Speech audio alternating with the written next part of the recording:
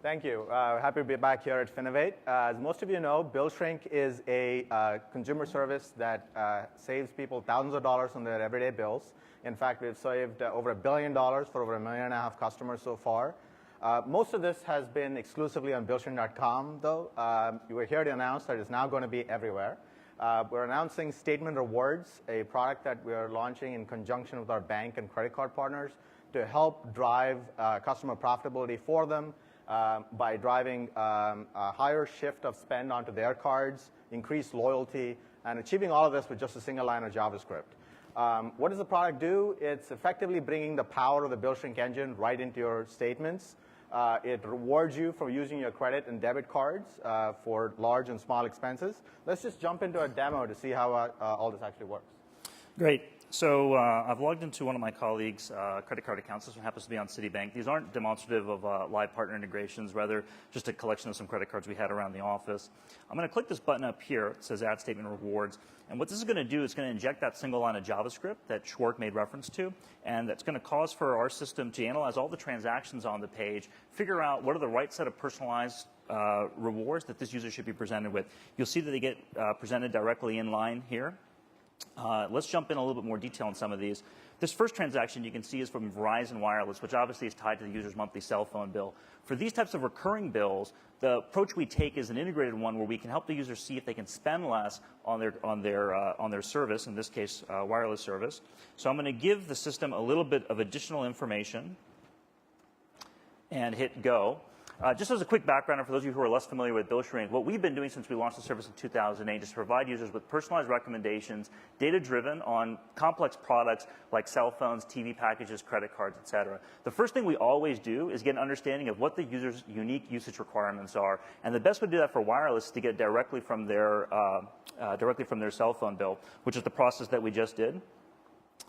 So here you can see we play a little bit of information back to the user in terms of what we learned from their cell phone bill. But most interestingly, I can click View Recommendations. And here you can see BillShrink has figured out, based on the wireless marketplace, that we can save this user upwards of $800 a year by switching to a different carrier, or even to save money just by switching to a different plan on their current carrier. In a very similar way, we've helped save 8 out of 10 wireless users money on their cell phone bills. So we're really excited to bring the power of that savings platform directly into your statement. We can do the same thing for TV. We can do the same thing for gas as well. Here you can see, for example, we noticed the user filled up at a 76 station in San Francisco. In the statement, we'll show you the cheapest price of gas today, and the user can get more detailed recommendations as well. So all of these verticals, gas, wireless, and television, add up to savings of over $1,000 per year per consumer. Substantial savings, clearly large spend items that are on most people's cards today. 90% of those surveyed actually said that they'd move that spend to a card that actually had the Statement Rewards type feature on it, whether it's a debit or a credit card.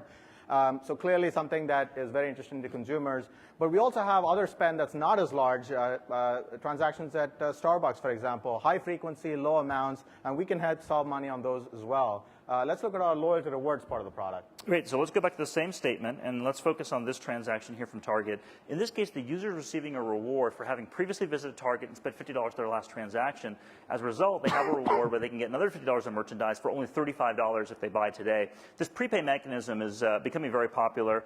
Merchants love the high engagement rates. Customers get access to great deals, so it's a win-win all around. Now, depending on the reward, there could be different payment and fulfillment options. Here's one scenario we've laid out where the user can simply single-click to complete the purchase with a little bit of bank partner integration. We can securely charge their credit card since they're already logged into their account. Then the user can continue to print their receipt, take it in any store for fulfillment. So we think this is a really easy and fast way for users to get up and running and rewarded for their purchases. Let's look at a few more examples. I'm going to update the view here to look at the August statement. I'm going to reinsert the statement rewards. You'll see, and this gives you a sense for how the user would continue to get new personalized rewards over the months as their spend patterns continue to evolve. As you probably figured out, one of the key things to make all this work is for us to be able to reliably understand what's happening every transaction. And that's not always easy. If you can see this transaction here, it says music downloads. It's a little bit cryptic. It turns out this is actually an Amazon transaction. So we've been investing a lot in a patent-pending transaction platform that allows us to reliably extract the merchant and location information from every line item, which is the key to making sure we can get good, relevant results. Another example of how you bring that to bear, here's an example of a Taco Bell reward. The user is being rewarded here for shopping at Taco Bell and for also dining in the fast food category, which we were able to figure out because we saw some surrounding transactions which we classified as Domino's Pizza or In-N-Out Burgers, et cetera. Now, there's other types of rewards besides loyalty rewards. You can have non-loyalty rewards as well. For example, here's an example where Macy's is trying to reward Kohl's customers. One important note is the user can exert control over this platform as well. They can like offers, they can dislike offers, and when they do that, they help to train the system so that you get increased and better personalization of your offers, of your reward selection on an ongoing basis. The platform is also extensible to include support for third-party rewards. In this case, the partner bank is wishing to cross-sell its auto loan products to its credit card holders. And so they've found a transaction that's indicative of car ownership, in this case a gas station, and they provided an appropriate offer here. I'm going to switch over to one of my colleagues' statements, this time on American Express. And you can see very similarly, you see statement rewards throughout the screen. The look and feel is totally customizable by the bank, so we've made sure that they have full power to control the experience on their statements. So 90%, as we mentioned earlier, surveyed said they switched spend or card, debit or credit with statement rewards as a feature. It's understandable why. They get real help trying to shrink their expenses and discounts at merchants they like to shop at. Banks get increased profitability via higher loyalty, increased spend on their cards, as well as achieving all of this with just a single line of JavaScript. And merchants also get higher loyalty from their most valuable customers, driving higher satisfaction for them as well.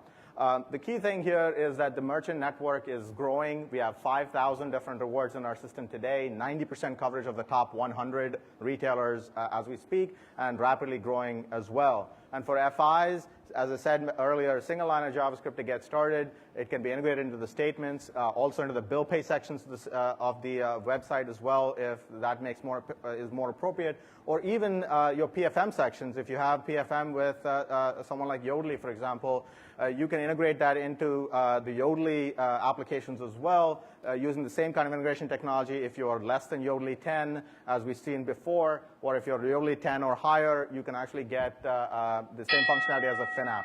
You know shrinkage is good. Now shrinkage is everywhere. Thanks, guys.